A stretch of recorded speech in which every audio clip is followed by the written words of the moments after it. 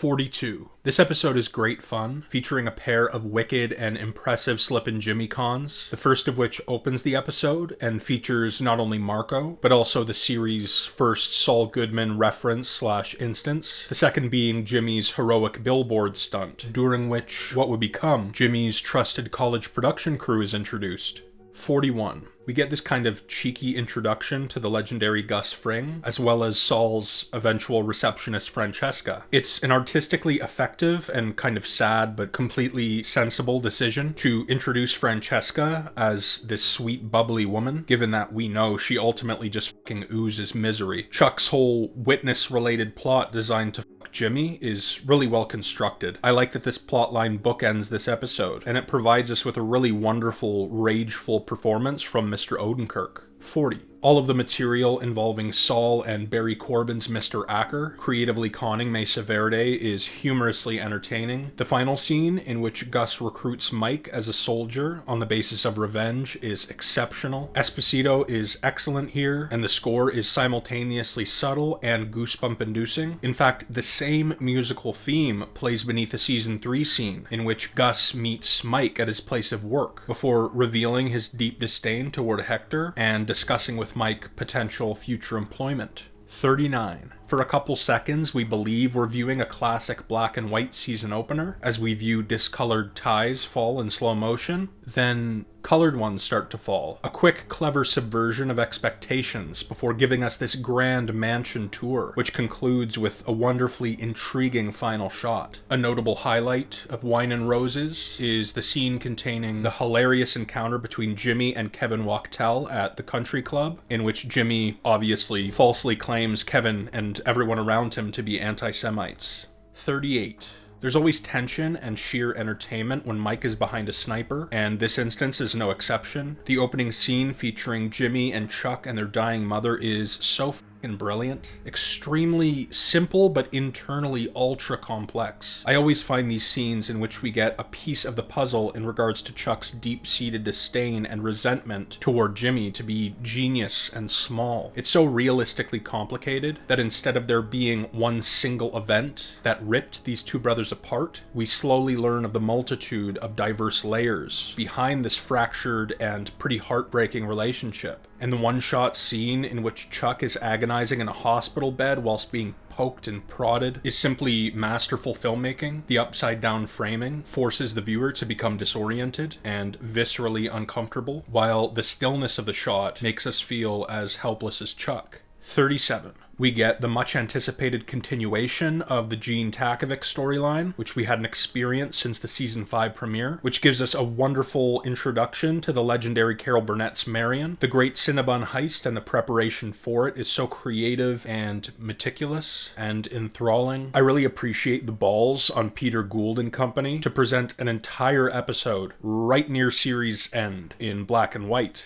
36. Ray Seahorn is stupendous in the scene in which Kim tells off a Howard Hamlin that may not necessarily deserve it. The final scene in which Gus and his men brutally murder Arturo before Gus imposingly and sadistically claims Nacho as his property is utterly phenomenal. Esposito is particularly chilling here. 35. The opening scene is wild, ultimately visceral, kind of painful to watch. We get an appearance from the mysterious and unbelievably deeply connected vet, Dr. Caldera, which is always fantastic. The final scene in which Jimmy rambles through Chuck's letter with his mouth full as Kim wells up as a result of his sort of numb reaction is so subtly brilliant and emotionally complex. 34. The opening scene, featuring Mike's utilization of his recently concocted hose of nails, is simply badass, while the scene in which Kim defends Jimmy to Chuck, while knowing Jimmy to be in the wrong, is sensational, primarily due to a particularly fantastic performance from Ray Seahorn. The episode's final moments, featuring Chuck's print shop head injury, are so shocking and cringe-inducing and uncomfortable, deliberately so. The jittery, erratic editing, cinematography, lighting,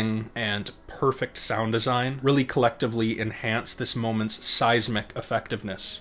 33. I absolutely adore the street life montage. Gus and Mike's engineer audition call is kind of, for me personally, inexplicably excellent and interesting. I suppose I find it to be entertainingly and satisfyingly practical and detailed.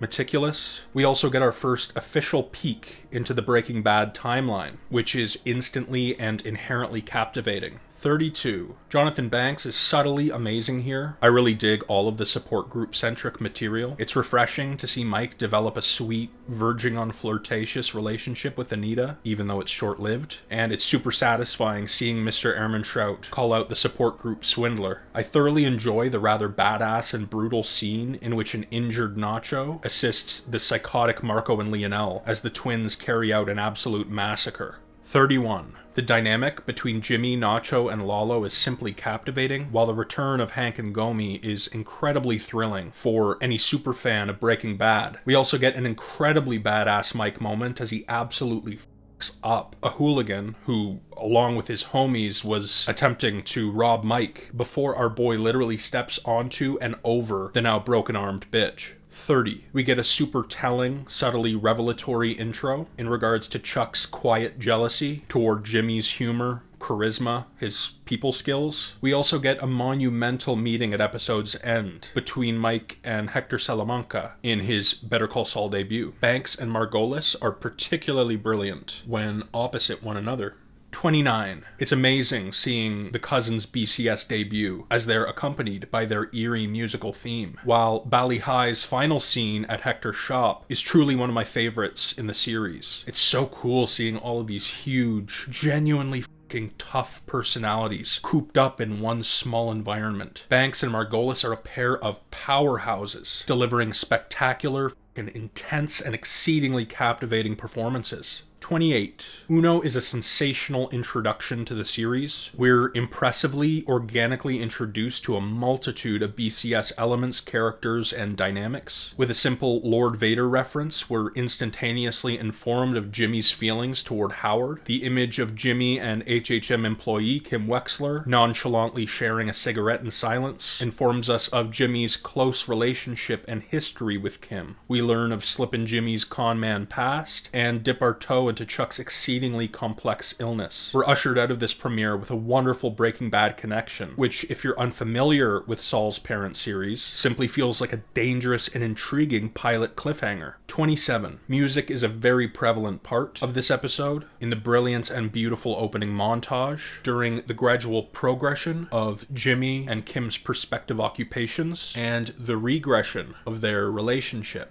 Their communication. Then we get the fabulous scene in which Gus's German workers are shipped off to the laundry before entering this impressive underground environment to the tune of Big Rock Candy Mountain. And soulful music is the reasoning for the audible distraction that leads to Huel's ultimate arrest. 26. It goes without saying that it's wonderful to see our iconic Walt-Jesse duo back together. It's also wicked to see an alternate view of Saul's Breaking Bad intro. It's even kind of goosebump-inducing to hear Pinkman speak Lalo's name, which subtly ties these two series together. And the ending of this awesome scene features the greatest scene transition in either of these shows. The crystal ship drives away from the grave Saul thought he might be buried in as we push into said grave. Then within this ditch appears a black and white Jeep as we then transition to the future. It's visually stirring and quietly eerie, and Victor's bar break-in scam, guest starring Devin Rattray and Kevin Sussman, is a blast. 25. Marco includes one of my favorite montages in the Gilliverse. It's stunningly edited and perfectly scored. This Jimmy Marco two-man show is a largely singular blast. It's super fun, contains heart and Marco's passing, and the ring Jimmy acquires as a result of it greatly informs our titular character going forward.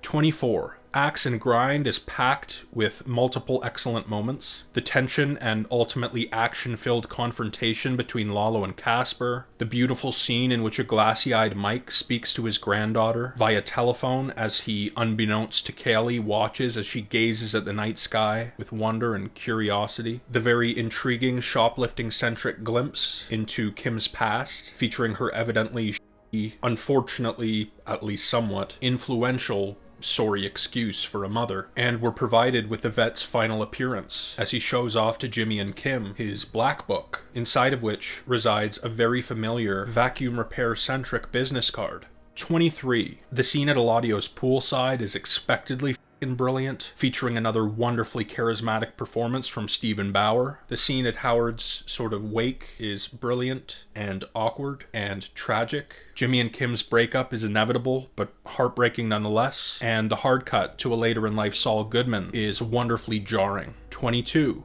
Ray Cruz's Tuco has always been a favorite Breaking Bad character of mine, so it was a joy to see him play such a prominent role in this episode. It's also great to see the return of old characters like Gonzo and Nodos. It's entertaining and impressive to view Jimmy use his verbal and law-centric prowess to get individuals, eventually referred to by Nacho as the Skate Rat twins, out of a seemingly inescapable situation.